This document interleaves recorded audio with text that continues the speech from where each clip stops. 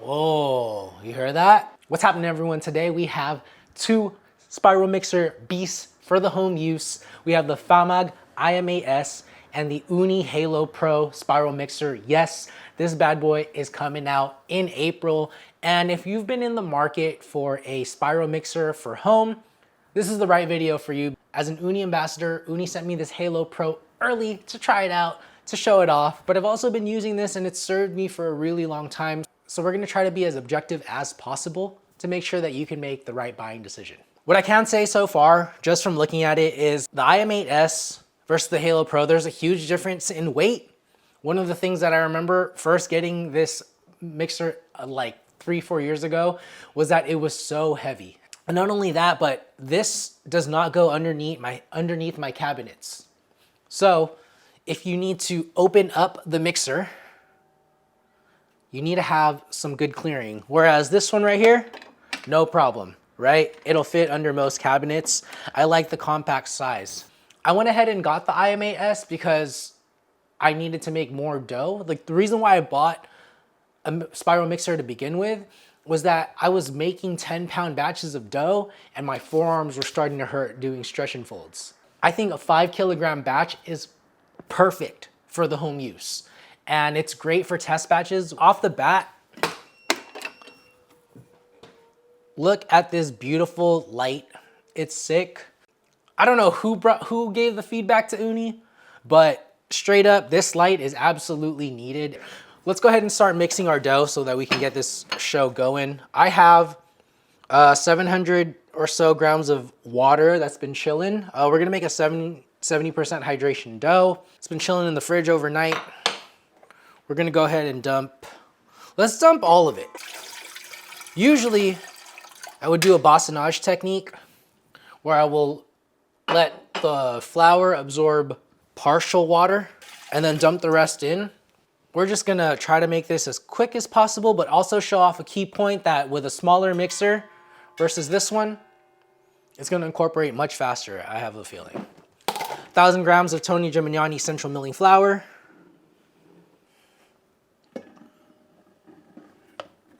Yeast, and salt. Normally I would do the bassonage technique and I would incorporate the salt last, but for speed and efficiency, let's just do it all in one go. All right, so we're gonna plug this in. I'm super excited. First mix. There's a couple other mechanisms here with the Famag that I like. This bowl locks, whereas like super securely, this one is just it's a twist. So that's what I'm gonna be looking out for when we start our mix. So we're on 0 here. Let's go ahead and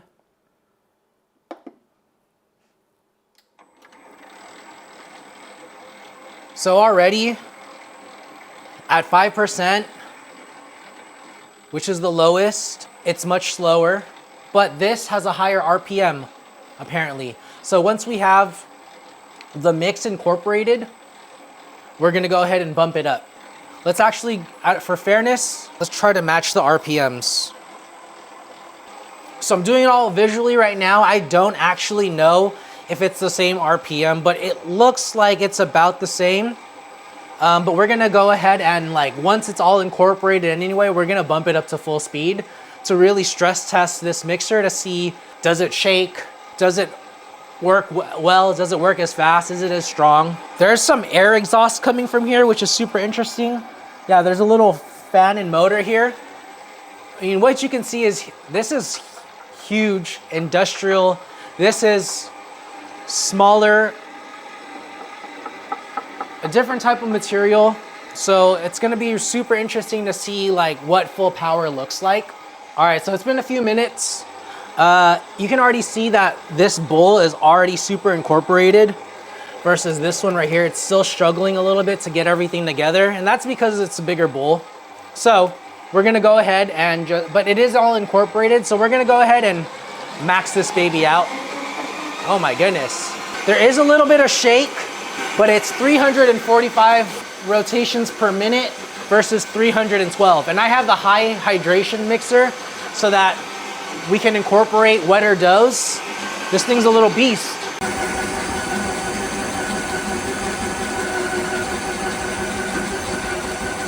camera turned off, unfortunately. It is what it is. Whoa, you hear that? The fan's still going on here. Okay, let's check the temperature. 61, 63.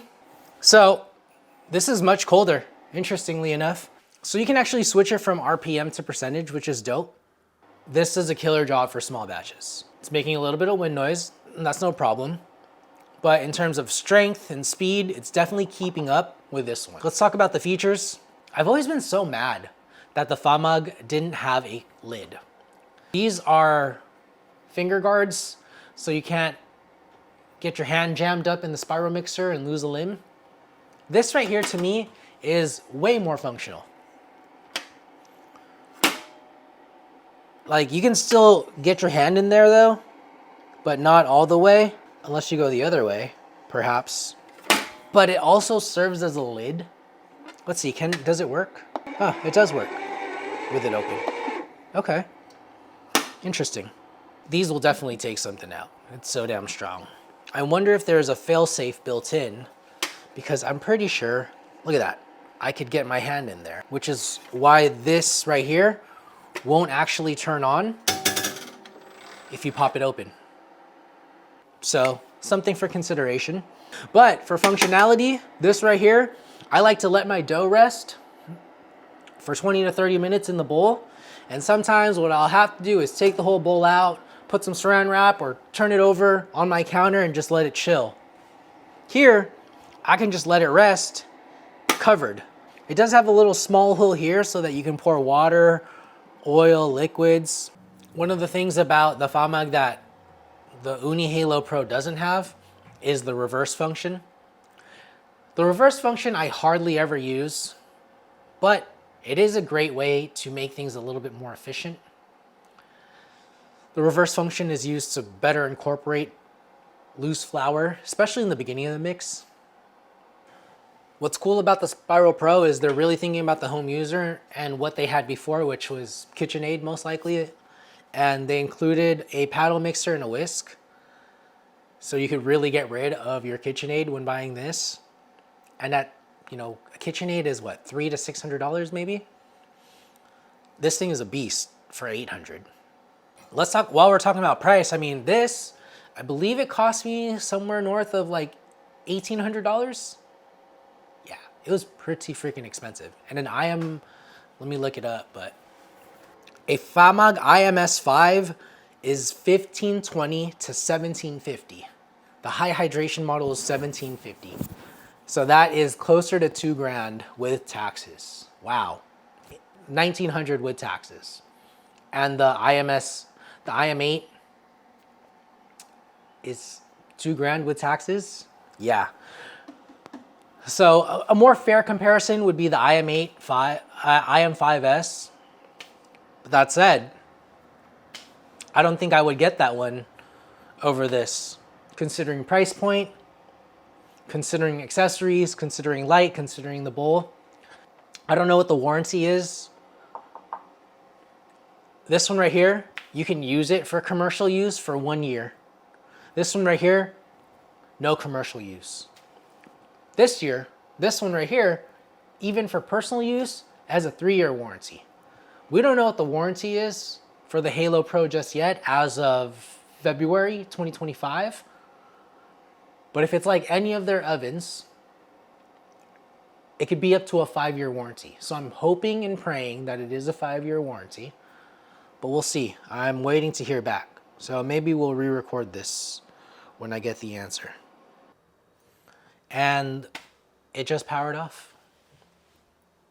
So it does have a cool off function. The light goes off, but yeah, this is tight. So if you're looking to pick up a Famag or an Ooni Halo Pro, I'm gonna leave the link in the description. Go ahead and check that out. Use those, I'll get a commission, you pay the same price, but it's a nice little thank you for the information that we put out here today. I hope you enjoyed this video. Talk to you later. Peace.